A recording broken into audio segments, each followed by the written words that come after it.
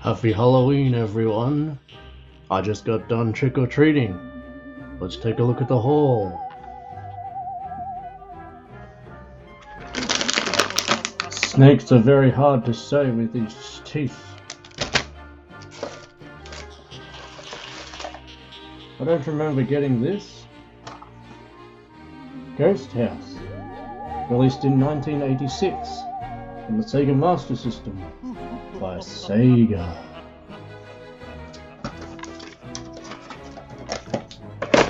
I want to pop it in.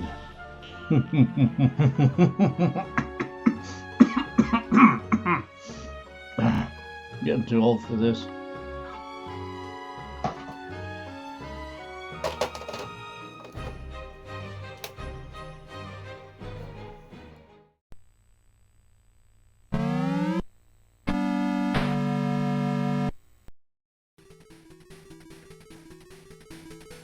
Ghost House is loosely based on Sega's 1982 arcade game Monster Bash.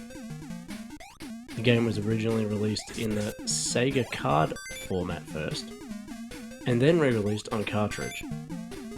The Sega card was similar to Nintendo's Famicom disc games, except theirs were floppies, and the Sega card is more compact, like a memory card almost. There were a handful of these released in the West, Transport, Teddy Boy, to name a few. Unfortunately, I own none.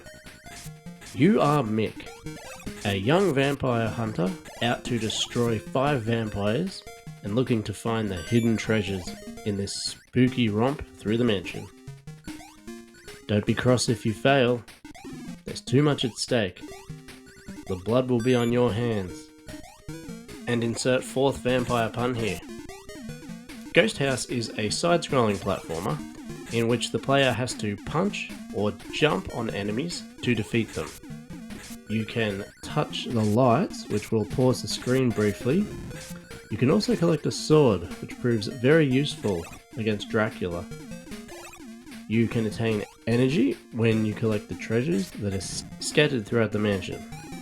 Now, Mick himself, I think, looks like an emo Alex Kidd. But honestly, the visuals are pretty good for such an early game in the system's library. It's populated with plenty of things to look at, and the colours are really bright and poppy too. Dracula himself looks a bit stocky, but still good. I mean, evil. The music's catchy enough, but it's certainly not a top 10 bop. I recall getting this one from a Facebook Marketplace lot quite a while ago. Actually, I'm pretty sure Teddy Boy was part of that lot. I loved themed games in my collection, and when it comes to spooky titles, I think the Japanese version of Castlevania 1 is probably my favourite of the early era. Why the Japanese version, you ask?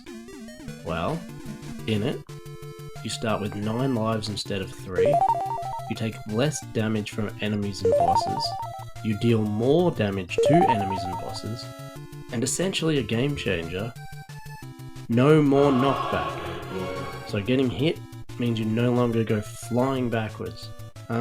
Yeah, I gotta say, after playing with all those quality of life improvements, it's basically impossible to go back to the OG. But anyway, that's enough distractions. Speaking of Drac, here he is now. Once he comes out of his coffin, he will fly around as a bat, and you need to deal enough damage to him to get to the next level.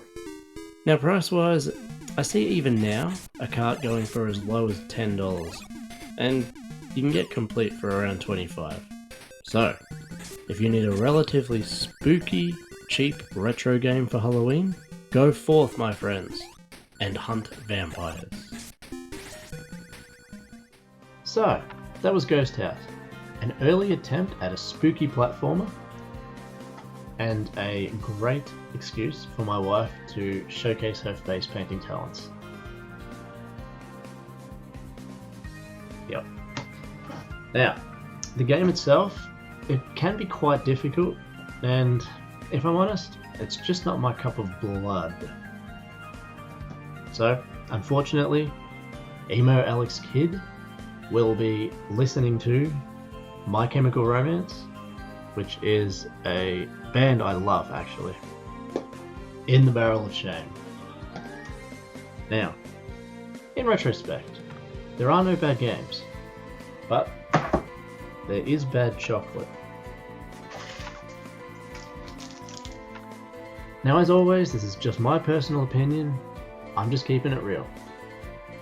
Unreal. Undead. Happy Halloween, everyone.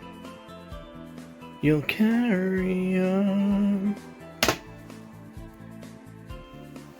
What's this?